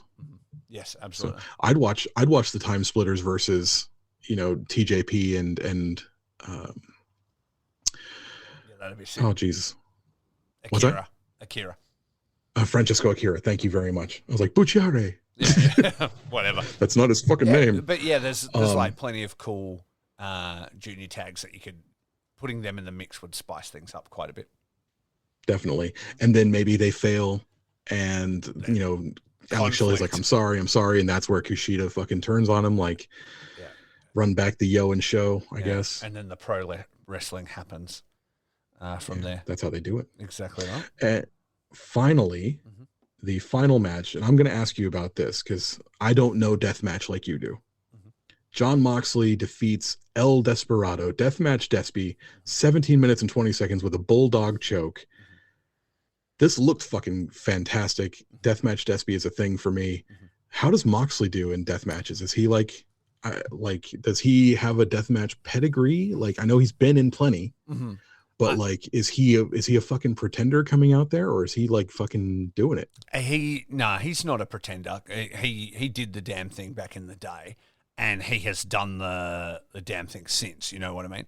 It's a little bit pretendy on AEW TV when they do that, because they kind of can't really go all the way, and there's a few things sort of dialed back. Like a little bit rigged and stuff. Because that's all I've seen. So that's where I'm looking. I'm like, oh, this seems like maybe he's just play acting. Yeah, exactly. And that's how it would feel on AEW TV a little bit. It's not quite as legit. This was pretty legit, like for the most part. I mean, it wasn't a complete, blood war kind of thing, but they were doing the there's cut cans there, there's barbed wire, there's different things like that. The cut cans was a new one for me. Yeah, I've never seen that before. So it's nasty. Is it Despy's best death match? No, but him against Jun Kasai is absolutely fucking crazy. With the Despy split mask and all that kind of stuff. But it's still nuts that like New Japan are going, yeah, cool, let's just headline this show with a death match. Like, and that would be both Moxley and Despy pushing for it, and it was cool. I think it was cool. I think everybody had like a really great time with it. And yeah, I feel like just now talking about it, I feel like I need to go watch it again and like give it another once over. You know what I mean? Like, and give it some real attention as somebody that watches a lot of death matches. I had Travis over and we were talking shit, through it as we were watching it, and I was enjoying it, but I can't tell you all the intricacies of the match because we were just like having fun and just, it was kind of on. You got to take off the shorts glasses and put on your Faces and Feels glasses and rewatch it. And just zoom in on it. But yeah, I think it was really cool. And Jon Moxley has said in interviews and stuff, he's like, deathmatch is where I'm at, it's where I'm from, and it's the kind of wrestling I enjoy most. And I love that he, just through force of will, is literally just carrying it into the mainstream at the moment. Constantly, any chance he gets. He's just putting it in people's faces because he's like, fuck it, it's what I like. And so he's just putting it everywhere. He's putting it on AEW. And he's a huge star. People want to pay to see him. If they're going to pay to see him, they're going to pay to see what he wants to do. Yeah, exactly. He's getting skewers in his forehead on the headlining match of a New Japan show. Like, it's crazy. It's absolutely crazy. So, yeah, I really enjoyed it. And I like those two together. I thought they were really good together. I'd like to see more of them kind of thing, So, all right. So, next time we see Deathmatch Despy versus Jon Moxley, Ganryujima Island Deathmatch Part 2, full 48-minute deathmatch. How long do death matches actually take? Like most like big matches, like a big match. Normally they can be pretty short, though. ICW No Holds Barred released the Iron Man stipulation a year or so ago. John Wayne Murdoch and Oren Veidt had the first ever 1 hour long Iron Man death match. I listened to your podcast with Oren Veidt, right? Mm-hmm. You've had him on Faces and Feels before. Yeah. I've had him on twice. He's awesome. And yeah, he was really proud of that. And then John did another one not that long ago with Eric Ryan as well. So there's been 2 Iron Man death matches ever, which are like the longest death matches ever. That's fucking wild. Iron Man death match. Yeah. The second one was a little bit more. Eric Ryan's a mad heel, and so he was like, the story is that he's like wasting time at the start of the match and things like that. But Oren and John Wayne was just balls to the wall from start to finish for an hour.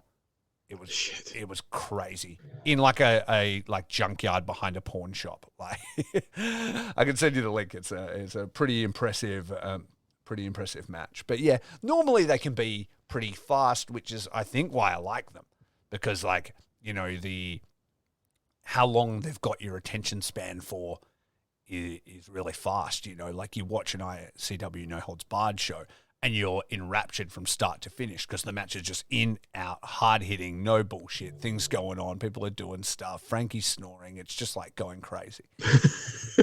He is fucking snoring, the little pig. See, my concern with deathmatch is I'm watching it, and if I go to a show, the first match, they break out the light bulbs, they got a table wrapped in, barbed wire, and that goes through. It's fucking wild, right? And the second match starts, and they do the light tubes, and they got a table wrapped in barbed wire, and then they go to the third match, and they break out the light tubes, and they see, and that can be a problem with deathmatch shows, but the ones that do it well will stagger that stuff. So like, every match won't be the same, or they'll do stipulations. So for example, one of my favorite deathmatch tournaments of all time was Tournament of Survival 666 from GCW. Happened a couple of years ago now. I think it was the one before the last one. And every single heat, like tournament match, had a different stipulation. So like one is Tokyo Towers, which are huge light tube towers, and that's the only weapon that's in that match. One's a barbed wire boards match or whatever, and that's the only weapon that's in that match. And and then it builds up to the final, which then just has everything, and it's chaos. Yeah. Then their most recent one, TOS 7, there was no stipulations, so everything's just tubes, gussets, things, and they're all the same. And then you're like, oh, this is kind of it doesn't do any service to the later matches or the headliner because nothing seems shocking or exciting or different. And when ICW do it, they tend to sort of stagger out their matches. The first couple will be kind of more hard-hitting. There'll maybe be a door. There'll be something like that, more like strong style. And then they'll go to the next one, and there'll be, maybe they introduce some barbed wire, or maybe there's a few tubes or whatever. And, like, they'll build up the night, like, to the main event, which will be, something crazy. Like when Joel recently defended his title, they had, like, 8-foot light tubes like strapped to the ring rope, so it just looks like a castle of light tubes. It was nuts. And that's I don't want to disrespect that, because I'm going to sit here and watch a New Japan show where it's like Shingo and Ishii, and then Goto and Evil, and like we're watching these matches that are So and it's also your investment. I can watch the same thing over and over again. Yeah, exactly, and you can, but again, you could have every match have the same weapons. It's the quality of the wrestling within it. You know what I mean? Absolutely. And the stories being told. If everybody's just throwing a few things around, not sticking anything in, not coming up with anything creative, then it's going to be boring. It doesn't matter how many tools you've got to get it done. When it's awesome is when the show starts and it feels like you're not even supposed to be watching it. It's some outlaw underground shit, and it feels like it's out of control. And then everything heats up more and more, like, as it goes. That's a good wrestling show for anybody, So yeah, absolutely. Well, I think we've done about all we can do for tonight. It has. What do you say we hit the dusty trail? Yep, exactly. Tell the people where to find you, Curtis. You can find me on all the social medias at El Destructo83. You can also find my other beautiful podcasts, the Throw and Dice podcast, where I talk about tabletop role-playing games, tabletop wargaming, that sort of thing, D&D, 40K, that sort of stuff. And you can also find my other wrestling podcast, the Smart Foundation podcast, where my friends and I just wax lyrical about classic wrestling. And where can they find you, man? You can find me at the Faces and Feels podcast, which is at Faces Feels Cast on all social media. If that little bit of deathmatch talk got you interested, I have lots of interviews with deathmatch wrestlers. In about 12 minutes, I'm going to be speaking to the one and only Isaiah Broner, and that review will be out in the next couple of weeks. And yeah, we'll be doing lots of coverage coming up from things from ICW No Holds Barred. The Battle of the Tough Guys tournament is coming up. I'm teaming up with the great guys from Your Dose of Death from the Count Out Podcast Network to do a preview episode where we do all our picks for the tournament, and then we go on their show after the tournament and review it all. And whoever wins the tipping, the others donate to a charity of their choice. So that's going to be super fun. We did it last year. Lauren and I had a great time doing it. And then we've got like the Deathmatch Down Under Dream tournament coming up. And then, yeah, I'm going to be in Melbourne in October to see ICW No Holds Barred on tour there. They're doing 4 shows with the Deathmatch Down Under crew, and I get to meet all my friends, which is cool. So I'll have like correspondence from there and updates and podcasts and interviews and things like that as I try and put it all together and keep everything going. Besides that, if you want to check out Okada Shorts online, you can check us out at Okada Shorts, one word, everywhere. And for both of those, you can also check out our link trees, linktr.ee/FacesFeelsCast or /Okada Shorts. That's the truth.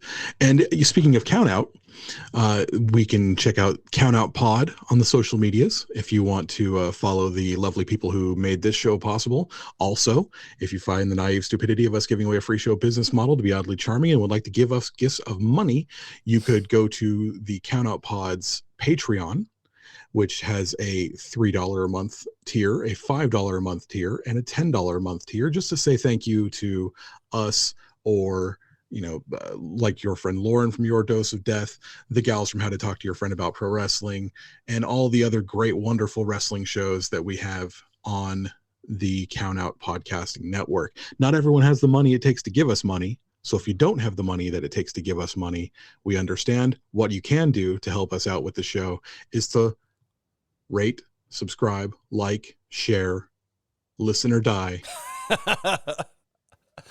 Do you know the saying? Rate and subscribe, listen or die.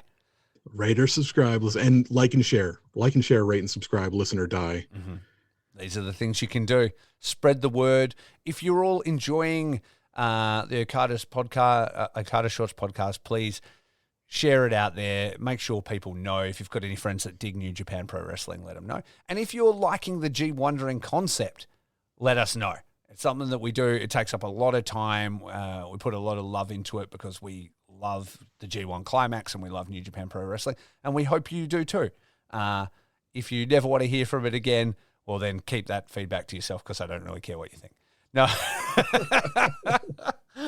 I do care, but I'll still do what I want because it's my podcast. Yes. And yeah, and thank you for listening, real man. quick, Thanks for giving us your time. We really do appreciate it. Real quick, I want to say thanks to Franco for reaching out. Franco reached out a couple of days ago after our last episode, just to say that he really enjoyed the talk about mental health and things like that. Oh, did he? Cool. So yeah, what up, Franco? Oh, thank you. What up? And yeah, love you, man. Yeah.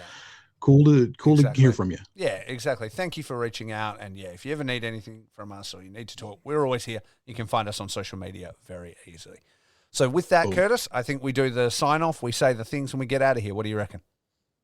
I'm going to go to bed. All right. That's a great plan. I'm going to go speak to Isaiah. So you need another cup of coffee, I feel. Oh, I'm going to have another cup of coffee. He'll be waiting for that to be completed. So everybody out there, rate and subscribe, listen or die, keep it right, keep it tight, and keep it what? Short.